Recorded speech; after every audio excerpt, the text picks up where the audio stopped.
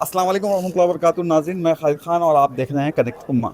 नाज़रीन, आज हम एक ऐसे टॉपिक को डिस्कस करने जा रहे हैं जिसके बारे में लोग सुनकर ही अपने अंदर एक खौफ उनके अंदर आ जाता है, वो डर जाते हैं। वो है कैंसर। और हमारे साथ मौजूद हैं राज मोहम्मद साहब। वो खुद कैंसर कैंसर पेशेंट रह चुके हैं। और कैंसर पेशेंट के साथ साथ में आज जो उनकी जो शख्सियत है, आज जो उनका किरदार है, आज जो उनका कैरेक्टर है, वो एक हीरो की तरह है।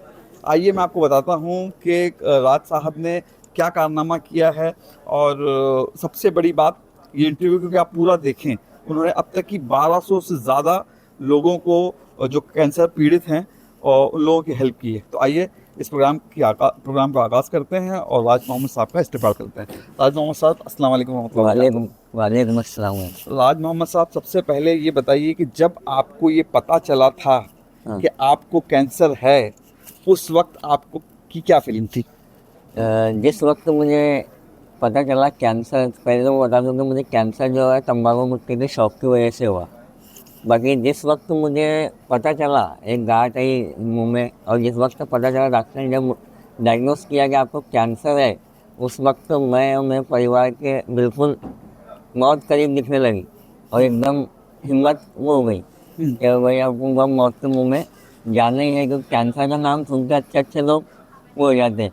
तो जाहिर सी बात है, मेरी भी बहुत हिम्मत खलास हो गई थी कि मैं क्या है, कैंसर हो गया आपको। जी।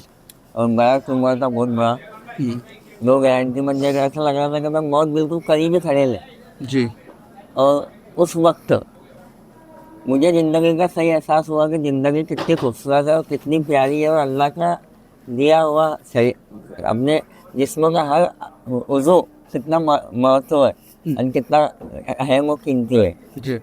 बाकी जब ऑपरेशन की नौबत आई, बाकी देखो हम ईमान वाले हैं, अल्लाह पे भरोसा था उस वक्त। ऑपरेशन की बात बाद में करेंगे। हाँ। सबसे पहले मैं ये जानना चाहूँगा कि आपने जैसे कहा कि आपको तंबाकू और सिगरेट की आदत, सिगरेट भी पीते थे आप? नहीं नहीं, सिगरेट, सिगरेट नहीं पीते थे, सिर्फ तंबाकू खाते थे। तम्बाकू। तो कौन सी एज से आपको तंबाकू खाने की आदत पड़ गई थी? 17 साल की उम्र से मेरे तंबाकू की आदत लग गई थी। जैसा कॉलेज के दिनों में नवी नवी ओके। तंबाकू पूरी गुटखे के निकली थी, वो टाइम में कॉलेज जीवन कैसा रहता है आदमी का, एकदम नौजवान के अंदर नौजवानी में कदम, और वो टाइम में मेरा शौक खुद भी लग सकते हैं। ठीक है, तो कितने दिन तक ये शौक कंटिन्यू रहा? किस एज में आपको पता चला कि आपको कैंसर हो गया? मुझे जो है वो 34 साल की उम्र में कैंसर हुआ। मैं कम से कम 15-16 साल तंबाकू का मैंने वो किया, क्योंकि मेरा जो पेशा है वो पेंटर काम का पेशा है। मैं एक पेंटर हूँ, अच्छा। और लोगों का घर खूबसूरत बनाने में कब मेरी ज़िंदगी तंबाकू के शौक की वजह से बदसूरत बन गई, हाँ। वो पता ही नहीं चला। अच्छा। और समझो वो कैंसर जब हुआ 34 साल की उम्र में, जब मैं 2 बच्चे थे मेरे, और मेरी बीवी जो थी वो हामिला थी। अच्छा। जो टाइम में मेरा ऑपरेट था, और जिस वक्त मैं हॉस्पिटल में एडमिट था, हम्म। वो टाइम में वो टाइम में गवर्नमेंट की कोई स्कीम भी देनी, कैश में सब करना पड़ा। जी, वो तो बात की बात है, हाँ लेकिन जिस टाइम पे आपकी फैमिली को पता चला होगा, आपके 2 छोटे बच्चे थे आपने हाँ बताया, हाँ और आपकी बीवी थी वो हाँ प्रेग्नेंट थी, हामला थी उस वक़्त हाँ। में, तो उस वक़्त उन लोगों के ऊपर क्या तासुरात थे उनके, और वो आपको उस टाइम पे किस टाइप का ख़्याल आ रहा था कि या अल्लाह मैंने ये क्या कर दिया? वो वक्त के तासुरात उनके ऐसे थे कि उनको देखकर मुझे रोना आता था कि मैंने खुद मेरे परिवार की, मेरे फैमिली की ज़िंदगी जो है मुसीबत में डाल दी। मेरे दोस्त बिरादर, भाई, रिश्तेदार, खेशोकारी जितने थे, और मेरा परिवार जिस तरीके से मेरी जान बचाने के लिए दौड़ भाग कर रहे थे, उस वक्त मुझे ज़िंदगी का एहसास हो रहा था कि मेरे से ज़िंदगी की कितनी बड़ी गलती हो गई। मेरे छोटे छोटे बच्चे जब मेरे पास आके बैठते थे, और जब मुझसे पूछते थे अब्बू ये क्या होगा, तो मैं उनको बता भी नहीं पाता था कि बेटे मुझे कैंसर हो गया। ठीक है। अच्छा, आप जब तंबाकू खा रहे होंगे तो कहीं न कहीं डेफ़िनेटली आपको लोगों ने, कभी आपके दिल में ख़्याल आया होगा कि ये मुझे छोड़ देना चाहिए, लोगों ने बोला होगा आपको कि छोड़ दो? बिल्कुल बिल्कुल, मेरे दोस्त लोगों ने मुझे बहुत समझाए। जिस हुँ। वक्त मैं तंबाकू खाता था, बहुत स्टाइल से खाता था मैं भी तंबाकू, एकदम मुझे मना करते थे, हुँ। एकदम स्टाइल से फोड़ के मैं तंबाकू खाता था। बाकी उस वक्त भी तंबाकू के पूरे के पीछे लेके लगा, टोबैको इंजॉयज टू हेल्थ, तंबाकू खाना स्वास्थ्य के लिए हानिकारक है। जी। बाकी मैं उनको बोलता था नहीं कुछ नहीं होता, हाँ। मैं खा रहा। हुँ। बाकी जिस वक्त कैंसर हुआ, उस वक्त उनकी बातें मुझे याद आके मुझे आंखों में आंसू आए थे कि यार मैं, सबने समझाया मुझे। हाँ मुझे समझाया। मैं उनकी बातें नहीं मानने के बाद मैं मौत के मुंह में आके खड़ा हूँ। ठीक है। जब जब आपको ये पता चल गया कि आपको कैंसर हो गया है, तंबाकू खाने से अब यहाँ तक कि इस स्टेज पे आप पहुँच चुके हैं कि अब इसका अगला कदम ये है कि मौत, हाँ।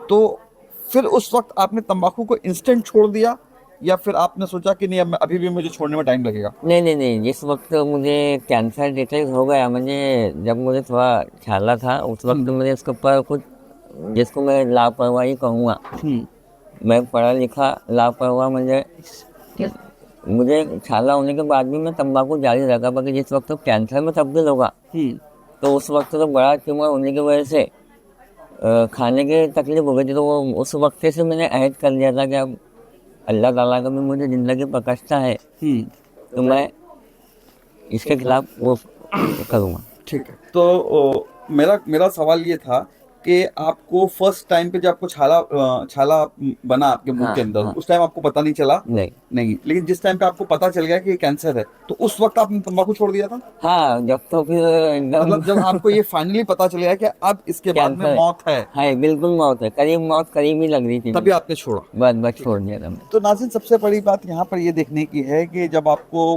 कुछ ऐसी चीज़ें जब आप इस्तेमाल करते हैं और आपको उसका रिएक्शन फर्स्ट स्टेज में पता चल जाए, अगर आप उसी वक्त में प्रिकॉशन ले लें, मगर क्या करें हम? आज के मीडिया के अंदर और आज के समाज के अंदर हमने इतनी बुरी चीज़ों को देख लिया है ना कि हकीकत बात यह है कि हमें मौत लगती नहीं जब तक कि वो हमारे सर के ऊपर आके ना खड़ी हो जाए। तो फिर आप ये बताइए कि फिर उसके बाद में हॉस्पिटल जाना, और हॉस्पिटल जाने के बाद में क्या जद्दोजहद रहे, कैसे आपको सोसाइटी ने आपकी हेल्प किया, खानदान वालों ने कैसे हेल्प किया, क्या हुआ?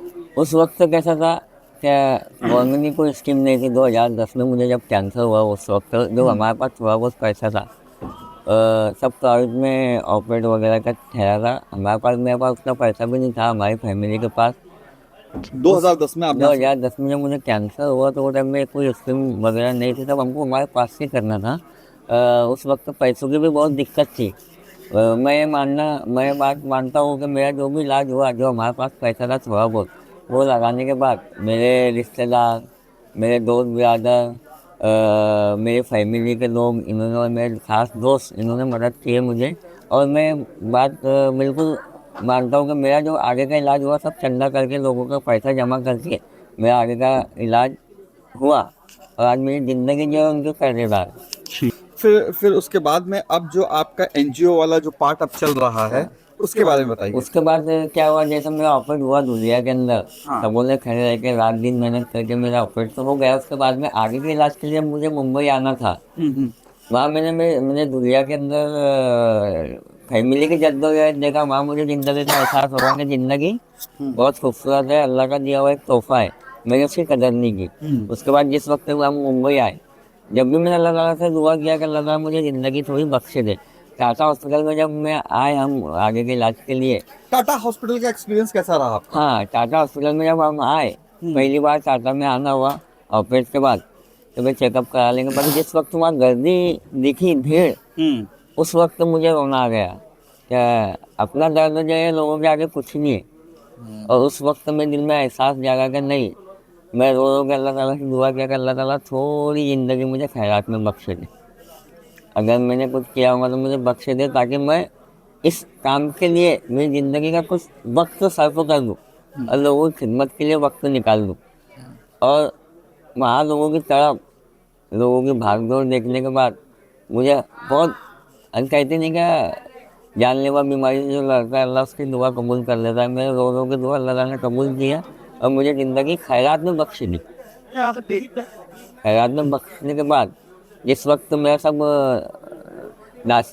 टाटा वालों में नासिक रिकवर किए रेडिएशन केमो के लिए। रेडिएशन केमो के बाद भी मुझे एहसास हुआ कि मैंने कैंसर का जो इलाज है, रेडिएशन केमो ऑपरेट, ये बिल्कुल मौत को करीब देखने का इलाज है, और बिल्कुल मौत को एकदम करीब से देखा हूँ, और ज़िंदगी की अहमियत क्या रहती ये मुझे जाना हूँ। फिर मैंने जब रिकवर हुआ तो 2012 के अंदर मुझे एहसास हुआ कि अपन अल्लाह ताला से वादा किए है कि कुछ वक्त अपन को इसके अंदर सर्फ करना है। 2012 के बाद मैंने महीने के 12 दिन इस अभियान के वास्ते लगा दिया मैंने। हम घर वालों को बैठ के बोल दिया, मैं 18 दिन आपका है, 12 दिन जो है मैं लोगों का जो कैंसर पेशेंट है इनके लिए मुझे मदद करना है। और जिस वक्त मेरी फैमिली ये हादसे से गुजर रही थी उस वक्त मुझे भी एहसास होगा कि नहीं, अपने कैंसर पेशेंट जो है उनको मदद करना है, उनको मोटिवेशन करना है, उनको हिम्मत देना है। कैंसर यानी मौत नहीं, और कैंसर यानी ज़िंदगी भी नहीं। ज़िंदगी और मौत के बीच में बीच का आदमी हिस्सा, बीच का रास्ता है। ना आप मर रहे हो ना ना जी रहे जी हो, रहे हो बस हर टाइम खौफ, बस बोनस की हर ज़िंदगी टाइम, में। हर टाइम एक। हाँ, बोनस की ज़िंदगी में हमको जीत कर लोगों के लिए कुछ करना है और ये बताना है कि कैंसर के बाद भी आदमी क्या क्या कर सकता है एक पेशेंट।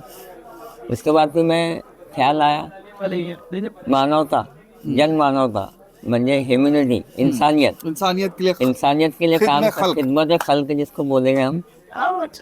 जन मानवता बौद्धिक संस्था की स्थापना किया मैंने उसका ओपनिंग किया। कैंसर पेशेंट हेल्थ सेंटर ये शुरुआत किया। शुरुआत में बहुत दिक्कतें आई क्योंकि जाहिर सी बात है कैंसर से उभरने के बाद क्या क्या दिक्कतें आई, उसके बाद ये अभियान के अंदर कदम रखना म्हणजे एक चुनौती था मेरे लिए। फिर बाकी क्योंकि आपका कोई भी आपका बिल्कुल भी कोई भी एनजीओ वाला बैकग्राउंड नहीं रहा होगा, नहीं, फिर आपने ये काम को जीरो से स्टार्ट किया, जीरो से। अकेले तन्हा।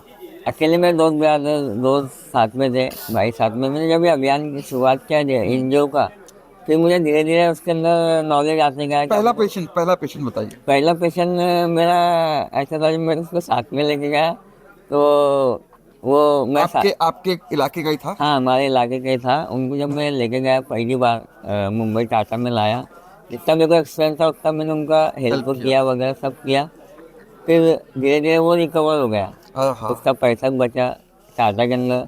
क्योंकि कहता है कैंसर का नाम सुन के लोग घर बेच डालते, ब्याज के पैसे निकाल लेते, ये कर लेते, कर्जे उठा लेते।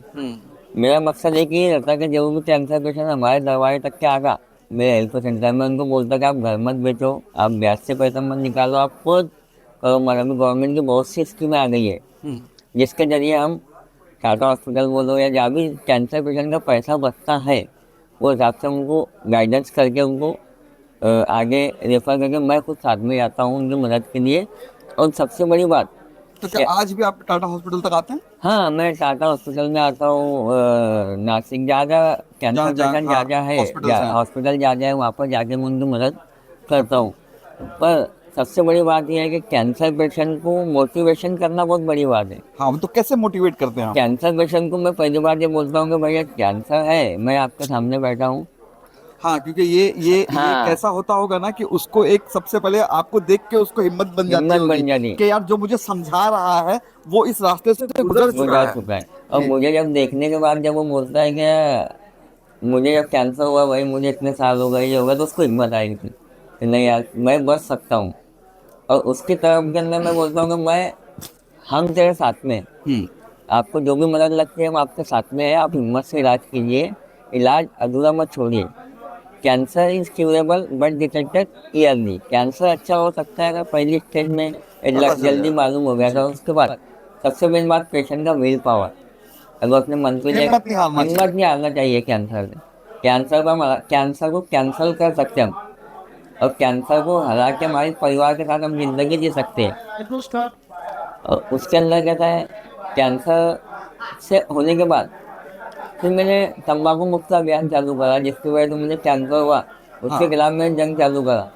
अब तक की कैंसर कितने कैंसर पेशेंट को आप मदद कर चुके हैं? आज तक मैंने 1200 के ऊपर कैंसर पेशेंट को मदद कर चुका हूँ। मुझे अच्छा होने के लिए 16 साल हो गए। 16 साल में आपने 1200 पेशेंट की मदद की है। मदद की है। उन लोगों को, उसमें से आप मुझे ये बताइए कि ऐसा कोई केस जिसके बारे में आपको ये था कि ये बंदा बच जाएगा लेकिन वो बचा नहीं?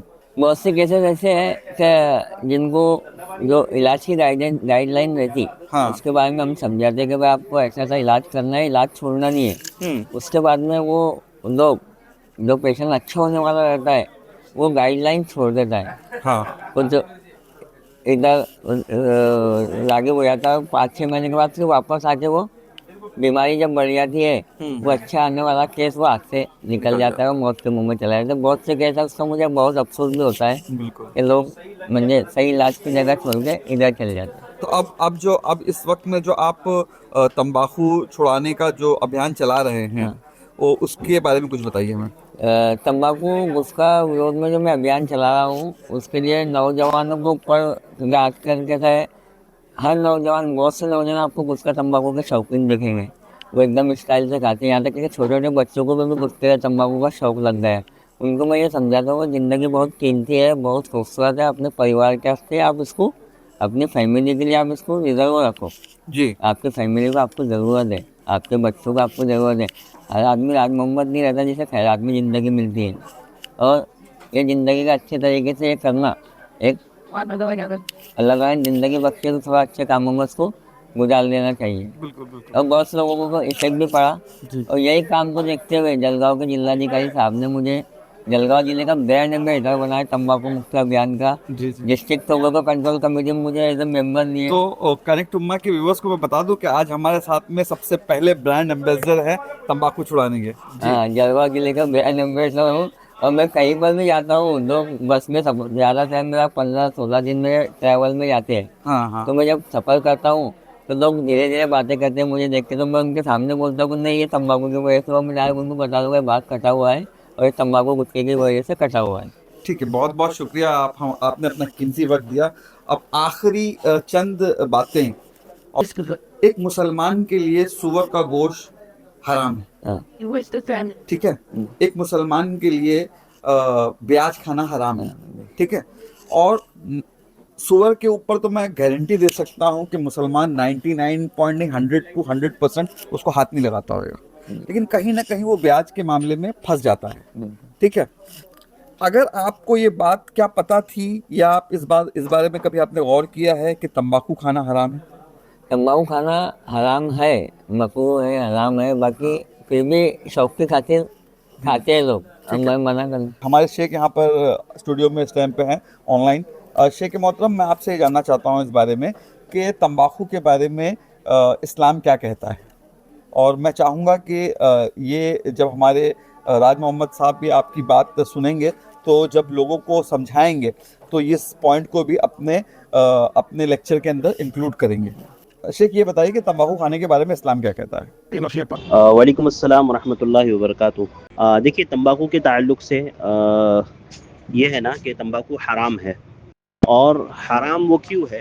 तो इसलिए नहीं कि उसमें नशा है, इसलिए कि बाज़ लोग कहते हैं भाई तंबाकू में नशा नहीं है इसलिए वो हराम नहीं है। नहीं, वो हराम है इसलिए क्योंकि अल्लाह ताला ने कहा वला तुल्क़ू बिअयदीकुम इला तहलुका, कि अपने आप को हलाकत में ना डालो। अब तंबाकू खाना ये अपने आप को हलाकत में डालना है, अपने जिस्म को ख़राब करना है। तंबाकू खाने से कैंसर वगैरह की बीमारियां होती है, जिसको आज सारी दुनिया मानती है, बाकायदा उसके पैकेट्स पर लिखा हुआ भी आता है। तो गोया आदमी अपने आप को हलाक कर रहा है, ऐसी ऐसी चीज़ का इस्तेमाल कर रहा है जो उसके जिस्म को नुकसान पहुंचाती है। और हमारा जिस्म ये अल्लाह की अमानत है, लिहाजा हम कोई हक़ नहीं रखते कि इसको अपना नुकसान पहुंचाए, और नुकसान पहुंचाना अल्लाह ताला ने हराम करार दिया है। फरमाया वला तुल्क़ू बिअयदीकुम इला तहलुका, हरगिज़ तुम ऐसा काम ना करो जिससे अपने आप को हलाकत में डालो। लिहाजा तंबाकू हराम है, बिल्कुल इस्तेमाल नहीं किया जा सकता। मकरूह वगैरह जो बोलते हैं ना, मकरूह है, ये है, वो है, ऐसी कोई बात नहीं है। मकरूह नहीं है, वो बाकायदा हराम है। जज़ाकल्लाहु खैरा, बारकल्लाहु फ़ीकुम, अस्सलामु अलैकुम व रहमतुल्लाहि व बरकातुहू। जज़ाकल्लाह खैर शेख, बहुत बहुत शुक्रिया। ताज मोहम्मद साहब, आपने देखा कि तंबाकू खाना इस्लाम के अंदर हराम है। तो इंशाअल्लाह आप आगे से लोगों को ये बताइए कि तंबाकू खाना जो है वो इस्लाम के अंदर हराम है, ये मकरूह है, ये है, ये वो है। ये ऐसा कोई कॉन्सेप्ट इस्लाम के अंदर नहीं है, क्योंकि मकरूह बोल के ना लोग उसको चला देते चला हैं। देते हैं बाहर। आप उन लोगों को ये डायरेक्टली बताइए कि जिस तरह से हम ब्याज को छोड़ देते हैं, जिस तरह हम सुअर के गोश्त को छोड़ देते हैं, उसी तरीके से तंबाकू खाना भी हराम है। हाँ, बिल्कुल। और मेरी एनजीओ का कुछ कार्यकिर्दी है, क्योंकि जब कैंसर से लड़ने के बाद जब एनजीओ खोला तो मुझे कैंसर पेशेंट की फैमिली के बारे में जो तकलीफें आती है वो मैंने साइन करा हूँ। जी जी तो जी। हमने क्या करा, हमारे एनजीओ के जरिए कैंसर पेशेंट के फैमिली को रमज़ान और दिवाली, ये 2 त्यौहार के अंदर हम राशन किट प्रोवाइड करते हैं। जो कैंसर पेशेंट गुजर गए या जिनका इलाज चल रहा है, उनके जो बच्चे स्कूल में आते हैं हाँ। उनको हम स्कूल का सामान पूरा देते हैं, स्कूल बैग, बयाजे वगैरह, उनकी लड़कियां जो शादी के लायक रहती हैं उनको थोड़ा बहुत किराना हमारे हिसाब के मुताबिक देते हैं। जी अभी मेरा कैंसर पेशेंट के जो हमारे बहनें जो बेवा हो चुकी है उनको कुछ सिलाई मशीन बांटने का भी मेरा आगे प्लानिंग है। बिल्कुल, अल्लाह बिल्कुल। उसमें कामयाबी दे मुझे। इंशाल्लाह इसके लिए कनेक्ट उम्मा और हम आप मिलके इंशाल्लाह हमारे क्राउड फंडिंग वेंचर से आप अपना प्रोजेक्ट हमारे कनेक्ट उम्मा में डालिए, जी इंशाल्लाह हाँ। हम उसके थ्रू हम आपके लिए क्राउड फंडिंग भी करेंगे। तो नाज़रीन, जैसा कि आपने देखा कि राज मोहम्मद साहब एक अच्छा काम कर रहे हैं, तो इस प्रोजेक्ट में आप इनका ज़रूर साथ दीजिएगा। बहुत बहुत शुक्रिया राज मोहम्मद बिल्कुल साहब। बहुत अच्छा। बहुत अच्छा लगा आपसे मिलके। आप एक आइडियल हैं, आप एक हीरो हैं, और आपने वाकई जो कैंसर के खिलाफ जंग लड़ी और जो लोगों को आप रहनुमाई कर रहे हैं, अल्लाह ताला इसका आपको आमीन बदला दे। आमीन आमीन, बहुत बहुत शुक्रिया। उम्मीद है आपको ये वीडियो पसंद आई। लाइक, कमेंट और शेयर करके हमें हौसला दीजिए। सब्सक्राइब और फॉलो करें। कोई इस्लामिक सवाल या सोशल प्रॉब्लम हो तो कॉल या व्हाट्सएप करें कनेक्ट उम्मा हेल्पलाइन पर 8591373114। हम हमेशा आपके लिए यहाँ हैं। कनेक्ट उम्मा को सपोर्ट करें ताकि और ज्यादा लोगों की मदद हो सके। स्कैन करें, डोनेट करें, शेयर करें।